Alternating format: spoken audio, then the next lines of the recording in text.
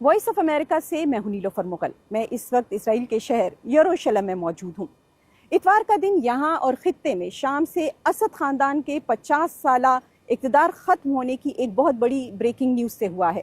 شام میں حکومت مخالف باغیوں نے لگ بھگ 10 دن پہلے اپنی پیش قدمی کا آغاز کیا تھا، جس میں انہیں بہت جلد ایک کے بعد ایک کامیابی ملتی گئی۔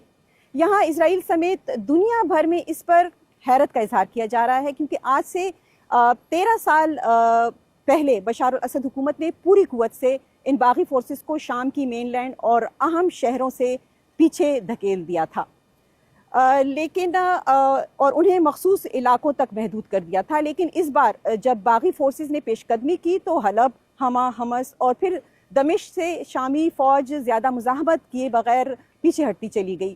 ماہرین کے مطابق اس کی بنیادی وجہ یہ ہے کہ ماضی میں بشار الاسد مخالف جنگجوؤں پر جن دو قوتوں جیسے روس اور ایران کی مدد سے قابو پایا تھا، وہ دونوں اس وقت مشکلات کا شکار ہیں۔ روس کی ساری توجہ اگر دیکھا جائے اس وقت 2022 میں شروع کی گئی یوکرین جنگ پر ہے، اور ساتھ ہی اسے معاشی مشکلات کا بھی سامنا ہے۔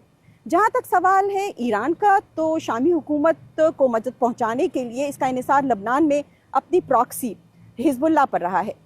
مشکل وقت میں حزب اللہ کے جنگجو بشار الاسد کی حکومت کا ساتھ دینے کے لیے شام میں لڑتے بھی رہے ہیں، لیکن حزب اللہ گزشتہ 1 سال سے مصروف رہی ہے۔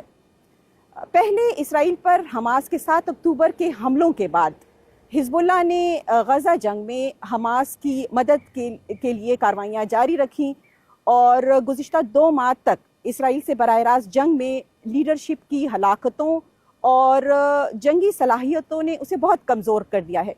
خود ایران کو کئی داخلی اور بیرونی چیلنجز کا بھی سامنا رہا ہے، اس لیے ماہرین کا یہ خیال ہے کہ ان مسائل کی وجہ سے شام میں باغیوں کی جو پیش قدمی ہے، اس کے مقابلے میں ایران اور روس اپنی دیرینہ جو اتحادی ہے بشار الاسد کی مدد نہیں کر پائے ہیں۔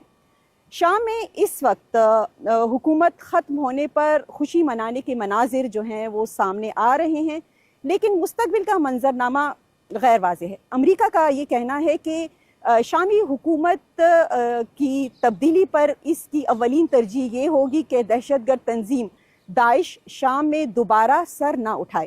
وہیں یہ بھی دیکھنا ہے کہ شام کی موجودہ صورتحال کا اس کے پڑوسی ممالک غزہ میں جاری جنگ اور خطے پر کیا اثرات پڑتے ہیں، اور کیا بشار الاسد حکومت کا خاتمہ شام میں بے یقینی اور عدم استحکام کا خاتمہ بھی ثابت ہوتا ہے یا نہیں۔